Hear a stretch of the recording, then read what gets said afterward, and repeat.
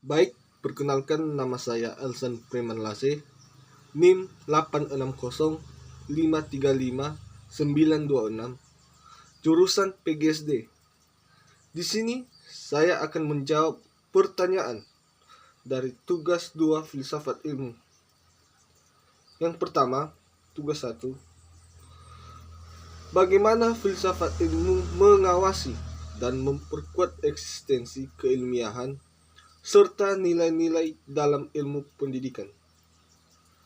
Adapun jawaban saya yaitu dengan melalui 3 pilar utamanya, yaitu ontologi, epistemologi, dan aksiologi. Yang pertama dulu dari ontologi. Ontologi dapat memperkuat eksistensi dan objek ilmu. Contohnya, dalam penerapan standar kurikulum.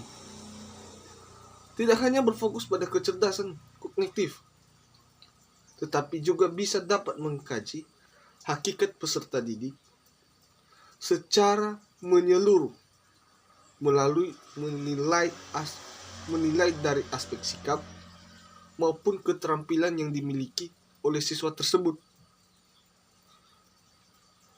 Kemudian, epistemologi dapat menjaga keilmiahan dan validitas. Contohnya, model pembelajaran yang menjadikan masalah dunia nyata menjadi dimasukkan dalam proses pembelajaran. Artinya, itu dijadikan sebagai pusat atau fondasi bagi siswa untuk belajar. Melainkan ini bisa diartikan ini. Contoh dalam kehidupan nyata bisa diambil sebagai bagian dari mata pelajaran untuk membuat siswa lebih paham. Kemudian, aksiologi bisa mengarahkan nilai dan kegunaan ilmu filsafat tersebut. Contohnya, dalam pengembangan karakter.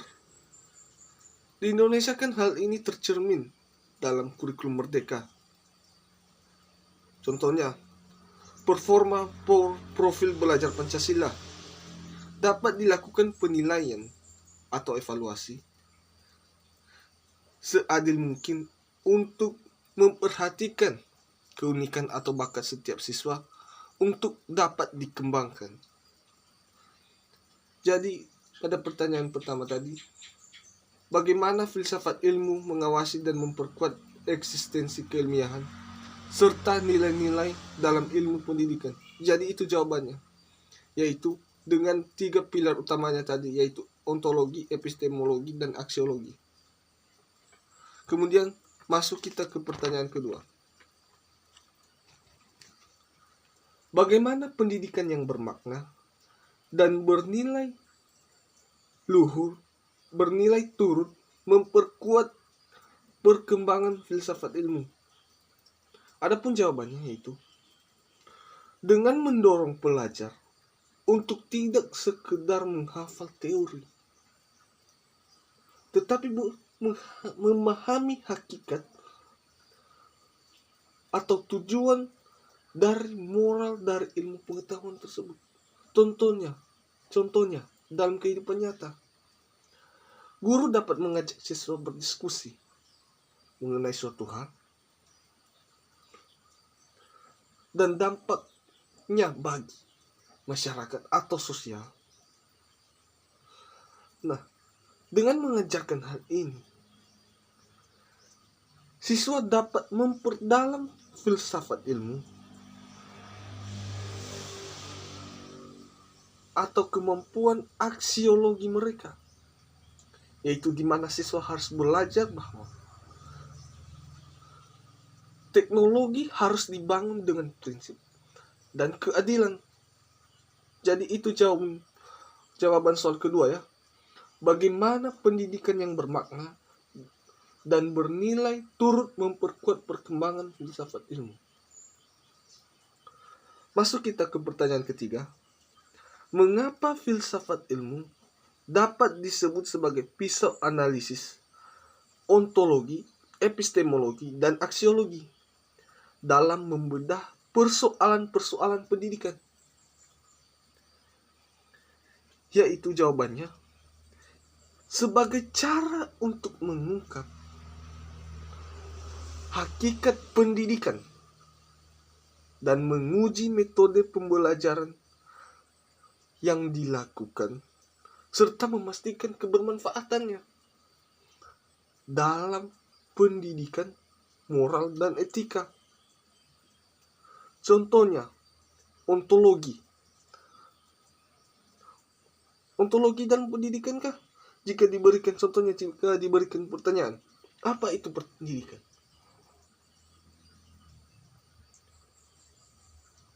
Nah, pertanyaan ini berfungsi sebagai cara untuk membedah arti kata tersebut. Sebagai dasar tentang siapa peserta didik, hakikat peserta didik, dan apa sebenarnya yang ingin dibentuk dari proses pendidikan tersebut. Kemudian selanjutnya, jika dikaitkan dengan epistemologi, contohnya, jika ada pertanyaan, bagaimana proses pendidikan itu berlangsung? Pada pertanyaan tersebut juga dapat membuktikan validitas dari epistemologi. Dari mana sumber ilmu itu berasal? Kurikulum yang diajarkan itu apa? Dan metode pembelajaran yang paling bagus untuk digunakan. Jadi itu contohnya dalam epistemologi. Menguji metode dan kebenarannya. Kemudian, aksiologi.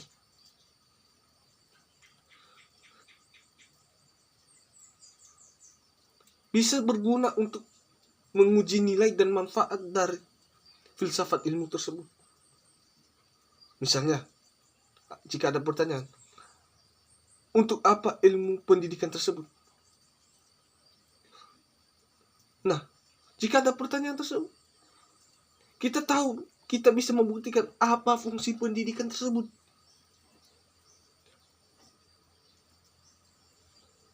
Bagaimana prosesnya ke depan? Apa gunanya bagi siswa? Jadi itulah jawaban saya menurut saya, mengapa filsafat ilmu dapat disebut sebagai pisau analisis ontologi, epistemologi, dan aksiologi dalam membedah persoalan-persoalan pendidikan. Itu jawabannya tadi. Kemudian, masuk kita ke soal keempat. Contoh konkret penerapan filsafat ilmu dalam praktik pendidikan. Misalnya dalam kebijakan kurikulum atau proses belajar. Yang pertama dulu, kebijakan kurikulum. Contoh dalam kebijakan kurikulum yaitu memastikan apa yang harus dipelajari itu berharga atau sesuai untuk siswa. Bukan sekedar mengajarkan saja. Memastikan juga apa yang cocok untuk dipelajari siswa untuk menuju masa depan. Dan juga bagaimana cara siswa tersebut mengelola pengetahuan yang diajarkan kepadanya oleh guru supaya berfungsi juga di masa depan. Jadi itu artinya. Kemudian dalam proses belajar, singkat saja ini, mengurangi materi hafalan yang diajarkan. Jangan terus memberikan siswa menghafal.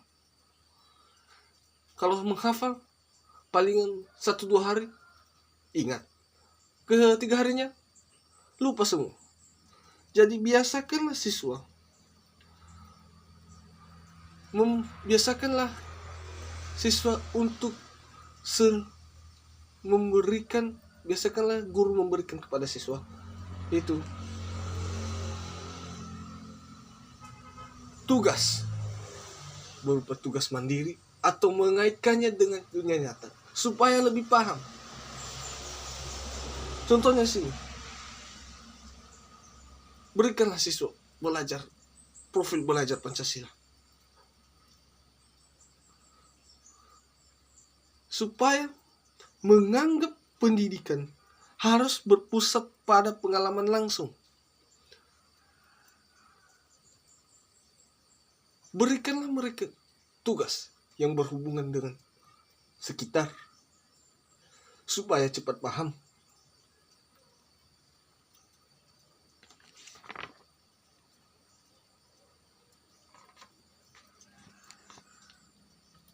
Selanjutnya,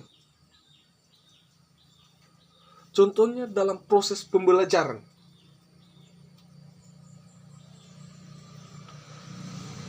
Kan filsafat ilmu dapat mendasar proses pembelajaran dan nilai-nilai yang ditanamkan. Artinya,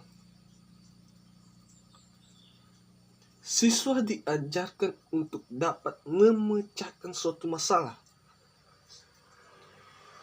baik secara mandiri ataupun berkelompok, supaya cepat memahami dan memiliki nilai kegunaan. Artinya, jika siswa dapat mempelajari dan memecahkan masalah secara mandiri, siswa dapat terbiasa memecahkan masalah dalam kehidupannya sehari-hari dan juga bisa berguna untuk masa depan. Jadi tidak bergantung pada siapapun. Jadi sekian jawaban menurut saya dari tugas filsafat, dari tugas 2 filsafat. Jika ada kata yang salah maupun salah ucap, saya minta maaf. Sekian dan terima kasih.